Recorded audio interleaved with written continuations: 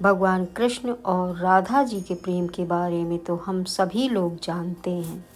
महारानी रुक्मणी ने भी प्रभु श्री कृष्ण से प्रेम किया था और उसी के फलस्वरूप प्रभु श्री कृष्ण ने रुक्मणी जी से विवाह किया। कथा की शुरुआत द्वारिका से होती है। द्वारिका में रहते हुए भगवान श्री कृष्ण और बलराम का नाम चारों ओर फैल गया।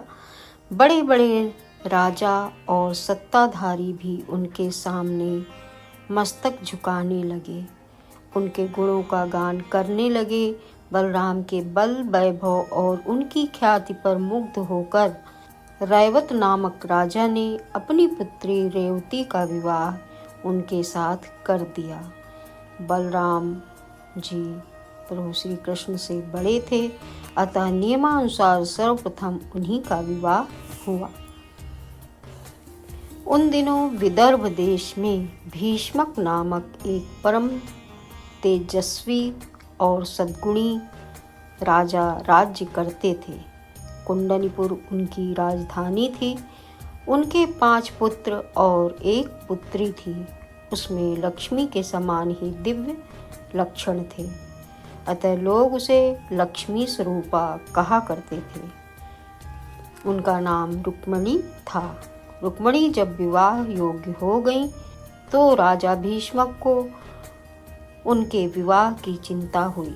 रुक्मणी के पास जो लोग आते जाते थे वे श्री कृष्ण की प्रशंसा किया करते थे। वे रुक्मणी से कहा करते थे, श्री कृष्ण अलौकिक पुरुष हैं। इस समय संपूर्ण विश्व में उनके सदृश अन्य कोई पुरुष नहीं। भगवान श्री कृष्ण के गुणों और उनकी सुंदरता पर मुग्ध होकर देवी रुक्मणी ने मन ही मन निश्चय किया कि वह श्री कृष्ण को छोड़कर किसी को भी पति रूप में वरण नहीं करेंगी। उधर भगवान श्री कृष्ण को भी इस बात का पता हो चुका था कि विदर्भ नरेश भीष्मक की पुत्री रुक्मणी परम रूपवती तो है ही, परम सुलक्षणा भी है। भीष्मक का बड़ा पुत्र रुक्मी भगवान श्री कृष्ण से शत्रुता रखता था। वह बहन रुक्मणी का विवाह शिशुपाल से करना चाहता था, क्योंकि शिशुपाल भी श्री कृष्ण से द्वेष रखता था।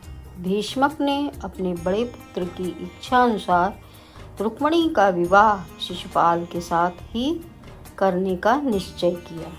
उसने शिशुपाल के पास संदेश भेजकर विवाह की तिथि भी निश्चित कर दी।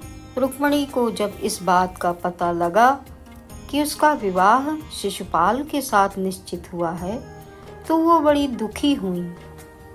उन्होंने अपना निश्चय प्रकट करने के लिए एक ब्राह्मण को द्वारका भगवान श्री कृष्ण के पास भेजा और ब्राह्मण को अपना संदेश लिख कर दिया। संदेश में लिखा हुआ था, हे नंदनंदन, आपको ही पति रूप में वरण किया है। मैं आपको छोड़कर किसी अन्य पुरुष के साथ विवाह नहीं कर सकती। मेरे पिता मेरी इच्छा के विरुद्ध मेरा विवाह शिशुपाल के साथ करना चाहते हैं। विवाह की तिथि भी निश्चित हो गई है। मेरे कुल की रीत है कि विवाह के पूर्व होने वाली वधू को नगर के बाहर महारानी गिरजा का दर्शन करने के लिए जाना पड़ता है। मैं भी विवाह के वस्त्रों में सज धज कर दर्शन के लिए माता गिरजा के मंदिर में जाऊंगी। मैं चाहती हूँ आप गिरजा मंदिर में पहुंचकर मुझे पत्नी रूप में स्वीकार करें। यदि आप नहीं पहुंचेंगे तो मैं अपने प्राणों का परित्याग कर दूंगी। रुक्मणी का संदेश पाकर भगवान श्री कृष्ण रथ पर सवार होकर शीघ्र ही कुंडलीपुर की ओर चल दिए। उन्होंने रुक्मणी के दूत ब्राह्मण को भी रथ पर बिठा लिया था। श्री कृष्ण के चले जाने पर पूरी घटना बलराम के कानों में पड़ी। वे यह सोचकर चिंतित हो उठे कि श्री कृष्ण अकेले ही कुंडनीपुर गए हैं, अतः वे भी यादवों की सेना के साथ कुंडनीपुर के लिए चल पड़े। उधर राजा भीष्मक ने पहले ही शिशुपाल के पास संदेश भेज दिया था। फलतः शिशुपाल निश्चित तिथि पर बहुत बड़ी बारात लेकर कुंडनीपुर जा पहुंचा। बारात क्या थी कि पूरी सेना ही थी। शिशुपाल की उस बारात में जरासंध, पौंड्रक, शाल्व और वक्रनेत्र आदि राजा भी अपनी अपनी सेना के साथ पहुंच गए थे। ये सभी राजा कृष्ण से शत्रुता रखते थे। विवाह का दिन था। सारा नगर बंधनवारों, तोरणों से सुसज्जित था। मंगल वाद्य बज रहे थे, मंगल गीत गाए जा रहे थे। पूरे नगर में बड़ी चहल पहल थी। नगरवासियों को जब इस बात का पता चला कि भगवान श्री कृष्ण और बलराम भी नगर में आए हुए हैं, तो वे बड़े प्रसन्न हुए। वे मन ही मन सोचने लगे कि कितना अच्छा होता यदि रुक्मिणी का विवाह श्री कृष्ण के साथ होता, क्योंकि वे ही उसके लिए योग्य वर हैं। संध्या के पश्चात का समय था।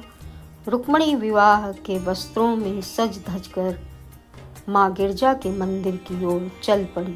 उसके साथ उसकी सहेलियां और बहुत से अंगरक्षक भी थे। वह अत्यधिक उदास और चिंतित थी, क्योंकि जिस ब्राह्मण को उसने श्री कृष्ण के पास भेजा था वह अभी लौटकर उसके पास नहीं पहुंचा था। रुक्मिणी ने माता गिरजा की पूजा करते हुए उनसे प्रार्थना की कि हे माँ, तुम सारे जगत की माँ हो, मेरी अभिलाषा पूर्ण करो। मैं श्री कृष्ण को छोड़कर किसी अन्य पुरुष के साथ विवाह नहीं करना चाहती। रुक्मिणी जब मंदिर से बाहर निकली तो उसे वह ब्राह्मण दिखाई पड़ा। यद्यपि ब्राह्मण ने रुक्मिणी से कुछ कहा नहीं, किंतु ब्राह्मण को देखकर रुक्मिणी बहुत प्रसन्न हुई। उसे यह समझने में संशय नहीं रहा कि श्री कृष्ण भगवान ने उसके समर्पण को स्वीकार कर लिया है। रुक्मिणी अपने रथ पर बैठना ही चाहती थी कि श्री कृष्ण ने विद्युत तरंग की भांति पहुंचकर उसका हाथ पकड़ लिया और उसे खींचकर अपने रथ पर बिठा लिया और तीव्र गति से द्वारका की ओर चल पड़े। क्षण भर में ही संपूर्ण कुंडनीपुर में खबर फैल गई कि श्री कृष्ण रुक्मिणी का हरण करके उसे द्वारकापुरी ले गए हैं। शिशुपाल के कानों में जब यह समाचार पहुंचा तो वह क्रुद्ध हो उठा। उसने अपने मित्र राजाओं और उनकी सेनाओं के साथ श्री कृष्ण का पीछा किया, किंतु बीच में ही बलराम और यदुवंशियों ने शिशुपाल आदि को रोक लिया। भयंकर युद्ध हुआ। बलराम और यदुवंशियों ने बड़ी वीरता के साथ लड़कर शिशुपाल आदि की सेना को नष्ट कर दिया। फलतः शिशुपाल आदि निराश होकर कुंडनीपुर से चले गए। रुक्मी यह सुनकर क्रोध से कांप उठा। उसने बहुत बड़ी सेना लेकर श्री कृष्ण का पीछा किया। उसने प्रतिज्ञा की कि वह या तो श्री कृष्ण को बंदी बनाकर लौटेगा या फिर कुंडनीपुर में अपना मुंह नहीं दिखाएगा। रुक्मी और श्री कृष्ण का घनघोर युद्ध हुआ। श्री कृष्ण ने उसे युद्ध में हराकर अपने रथ से बांध दिया, किंतु बलराम ने उसे छुड़ा लिया। उन्होंने कहा श्री कृष्ण से, रुक्मी अब अपना संबंधी हो गया है। किसी संबंधी को इस तरह का दंड देना उचित नहीं है।